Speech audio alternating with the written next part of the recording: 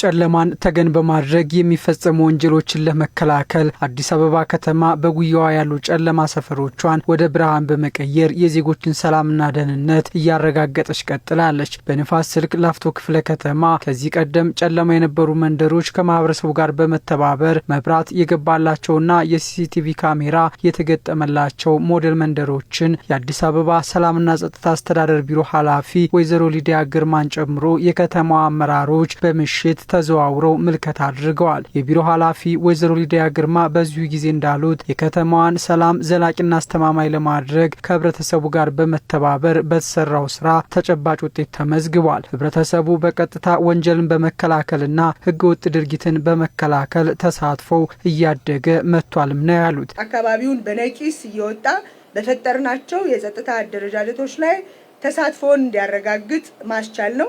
በሌላ መልኩ ደግሞ በየአካባቢው የሚስተዋሉ ህገወጥ ተግባራትን እንዲሁም ደግሞ ለጸጥታ ስጋት የሚሆኑ ጉዳዮችን ባሉ የመረጃ አውታሮቻችን የነጻ ጥሪ መስመሮቻችን በነዛ አግባብነት እያንዳንዱን ጉዳይ ለጸጥታ መዋቅሩ ሪፖርት የማድረግ የመረጃ ምንጭ የመሆን ስርዓትን ማስቀጠልና ማጽናት ነው ማለት ነው። ከዚህ አካባቢውን በነቂስ እንዲጠብቅ በማድረግ ረገድ የሰላም ሰራዊታችን የተወጣው ሚና ከጸጥታ መዋቅሮቻችን ጋር በመሰናሰል እጅግ ውጤታማ ስራ መጥቷል። ከተማዋን የሚመጥን የሰላምና ጸጥታ ስራዎችን ለመከወን አስተዳደሩ በልዩ ትኩረት እየሰራ ነው ያሉት ቢሮ ኃላፊዋ ህብረተሰቡም ይህንኑ ተግባር በመደገፍ ለአካባቢው ሰላም መረጋገጥ ሚናው ጉልህ ነው ብለዋል። አካባቢያቸው ጨለማ እንዳይሆን መብራት ማውጣትን ጨምሮ ለወንጀል ድርጊት መፈጸም ምክንያት የሆኑ ጉዳዮችን በመለየት እያገዙ መሆኑንም ነው የተናገሩት። መንገዶች ላይ የሚስተዋሉ ንጥቂያ፣ ቅሚያና መሰል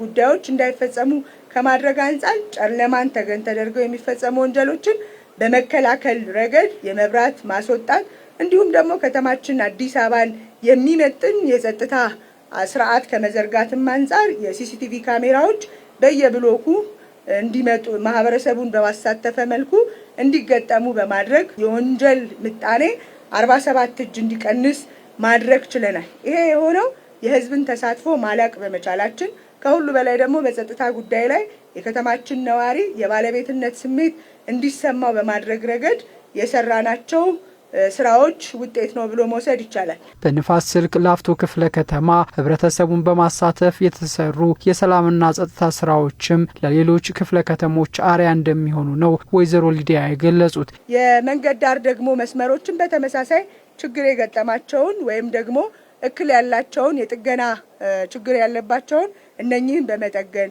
አዳዲስ ደግሞ የሚያስፈልጋቸውን ቦታዎች ላይ አዳዲስ የመንገድ ዳር መብራቶችን በመትከል ከተማችን ላይ በተለይ የወንጀል ቅድመ መከላከል ስራዎቻችን ላይ በላፍቶ ክፍለ ከተማ ከዚህ አንጻር የተሰሩ ሞዴል መንደሮችና ለቀጣይ ለሌሎችም ክፍለ ከተሞች በተሞክሮ ተወስደው ሊሰፉ የሚችሉ ጉዳዮችን የምናይ ይሆናል። የከተማዋ የወንጀል መከላከል ስራ የንፋስ ስልክ ላፍቶ ክፍለ ከተማ ነዋሪዎችም ሰላምና ደህንነታቸው እንዲረጋገጥ እያስቻለ ነው ያሉት የክፍለ ከተማው ዋና ስራ አስፈጻሚ አቶ አህመድ ሐሰን በተሰሩ ምቹ ስራዎችም በምሽት ጭምር የንግድ እንቅስቃሴው ተጠናክሮ እንዲቀጥል አስችሏል ብለዋል። ህዝባችን በሰላም ወጥቶ በሰላም የሚገባበት አምሽቶ ንግዱን መስራት የሚችልበት እንቅስቃሴ ማድረግ የሚችልበት ሁኔታ መፍጠር ችለናል።